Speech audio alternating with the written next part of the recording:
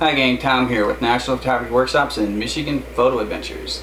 So I'd like to go over my 3-month review on the Vanguard Alta Sky 51D backpack. It's a new series for Vanguard, and it's kind of an do-it-all backpack. The D stands for drone, and but it holds more than just drones. It'll hold your camera gear. It'll work as a day bag. It'll work as a camera bag slash day bag.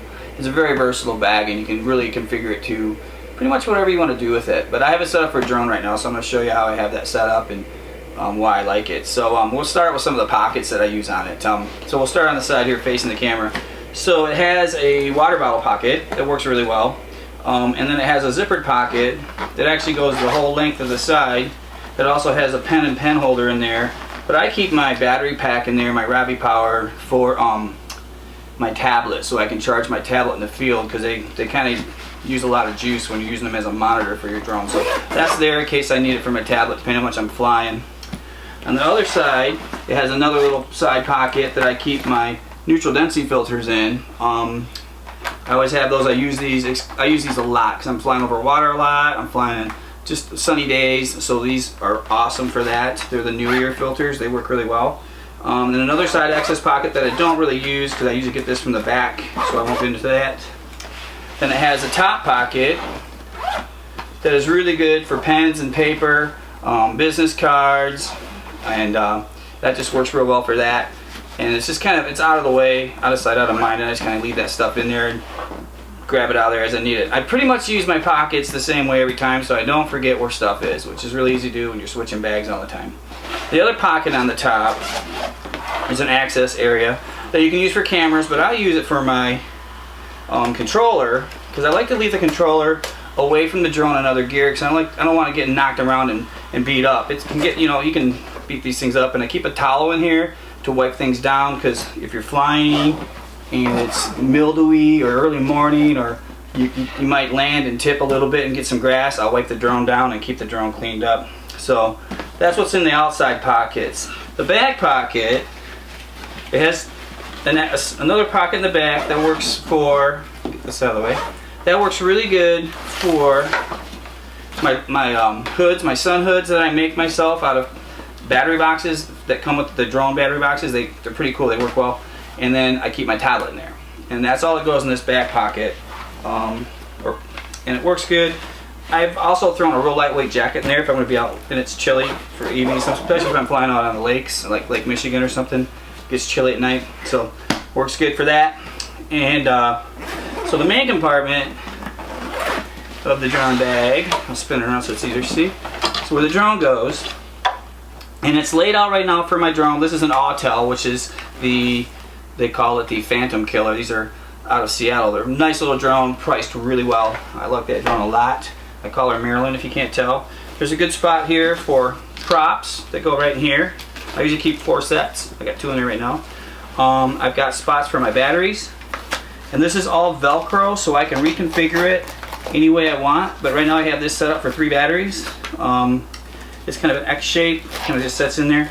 I have another spot here that I leave open. I keep a little toolkit in here with a filter, or motor wrench, so I can, if I get my over tightening on my props. There's a Leatherman in there, some other stuff, just miscellaneous things, and memory cards. So that's that. That's pretty much what I keep in my bag. I keep it pretty simple. It's easy to get into. It's my, it's my go-to. Just grab. I keep it like this all the time. I grab it. Let's go fly, right? Just make sure my batteries are charged before I go. But yeah, that's that. The cool thing about this bag, though, is the bottom part. So the bottom part is another little area that is set up. You can put, I keep my Fuji mirrorless in here. My XT2 goes in there really nice. And I've got my 10 to 24 and my 18 to 135 in here. I keep a little extra little pouch of a couple batteries. I've got a flashlight just in case it's getting late. And I always have a first aid kit.